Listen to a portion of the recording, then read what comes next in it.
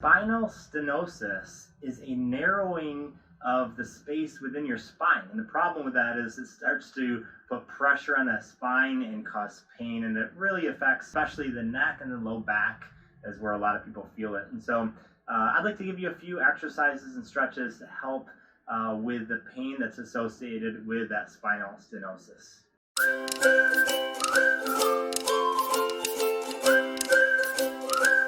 Hi, I'm Coach Todd with feelgoodlife.com, where we teach people over 50 how to get healthy, pain-free joints. If you enjoy our content, go ahead and hit that subscribe button, and you'll be a part of our Feel Good Life community and be alerted every time we release a new video. Your spine often responds really well to consistent, gentle stretching and exercises. So you feel free to do these exercises and stretches on a regular basis, while really watching the form as I share with you each of these exercises. As always, if you feel any pain during the stretch or exercise, stop immediately, and I recommend getting a consult from your normal physician, who can help diagnose kind of the root cause of that problem. All right, the first exercise is called the seated pelvis tilt, and this is a fantastic exercise for creating space in the lumbar region of your spine. And so here's what it looks like. You're going to breathe in deep through the nose as you tuck your pelvis forward, and then you breathe out and you tuck it back. I'm going to do it from the side so you can kind of see what I'm doing here. So as you breathe in, you tuck your pelvis forward. So your pelvis is like this, and it's going to rock forward as you breathe in. Then as you breathe out, you rock it all the way back. So you see my back start to flatten. Then as you breathe in, it rounds, and then it flattens again. One way that you can test it is you could put your fingers, if you feel for the tip of that spine, or sorry, not the spine, the pelvis, the side of the pelvis here, and then you place your thumb on your bottom rib. So there's going to be a normal and natural space. It's actually right where your love handle might be. Not to get too embarrassing on this video, but that's where it is. And so you can place your fingers right on that top of that pelvis, and then your thumb right in the bottom of that rib. As you breathe in, the fingers and the thumb will get further away. As you breathe out, they're going to get tight, and you can kind of feel that love hand a little bit come in. That's perfectly fine. We're not focusing on getting a flat tummy right now. So breathe in, round it, and then tuck that pelvis in as you breathe. Do this nice and slow and controlled. If you're keeping your hand there, make sure to keep that shoulder relaxed. And breathe out. That gentle rocking is going to create a lot of space in the lumbar, as well as it's called the sacral iliac joint. So it's right where that hip meets that sacrum. Fantastic for creating a little bit more space in that lumbar part of the spine. Exercise number 2 is seated knee to chest.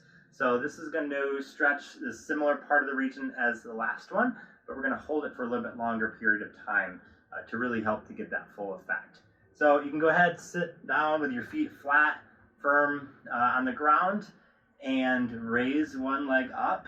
Really try to use the strength in your legs versus just kind of pulling it up with your hand, but you can use your hands for support, especially as you get it up a little bit higher.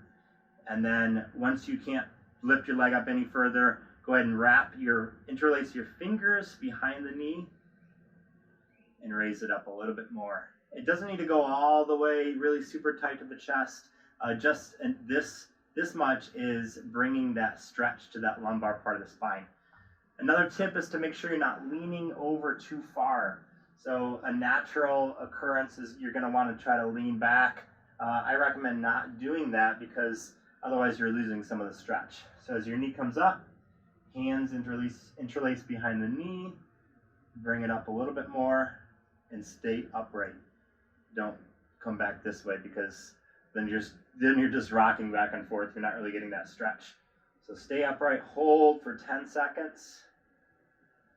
As you breathe deep into it, You can relax a little bit more and pull it up just a little bit more. Come back down. Come up, bring the other knee up. Hold knee to chest for 10 seconds and slowly release. And that's how you do seated knee to chest. Before we move on, I got a question for you. What exercises make your back pain worse? Now, some exercises help, some exercises don't help. Post a comment. We'd love to hear from you.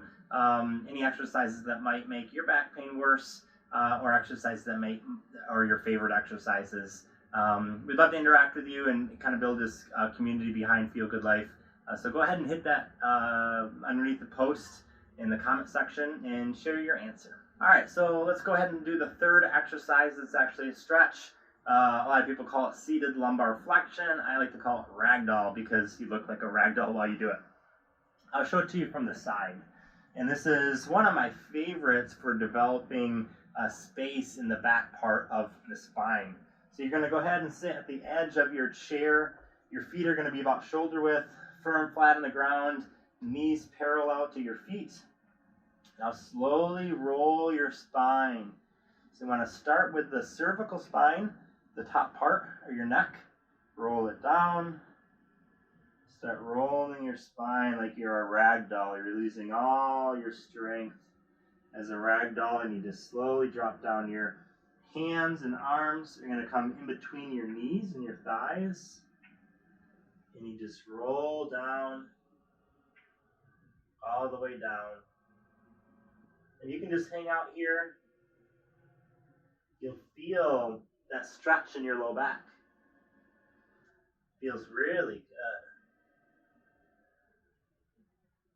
Make sure to just hang that head down. And then here's the key. When you want to come back up, I recommend holding it for a good 10 to 20 seconds at least.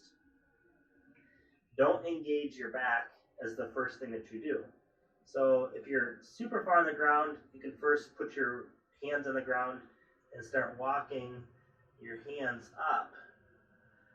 But if you're not that far down, just simply place your right hand and then your left hand on your knees and push off using the strength in your arms to push off. Because the reason is because a lot of your back muscles are in a stretched. So if you think about you're stretching a rubber band, you're creating space between the spine, you don't want to contract those right away. You want to keep those nice and long. And then as you use your hands to pull up, those muscles in your back start to get shorter, and then you can use them a little bit easier, versus if they're in a longer position and you engage them, it can be more likely that you might create an injury. So that's exercise number 3. Well, there you have it. Those are 3 of my favorite exercises and stretches to help relieve pain in spinal stenosis. If you enjoyed this video, go ahead and head over to feelgoodlife.com. We've got a free gift called 9 Natural Remedies for Joint Pain. Just go ahead and head over there. You can click one of the links in the description underneath this video. Thank you again so much for joining me. My name is Coach Todd. I'm with feelgoodlife.com.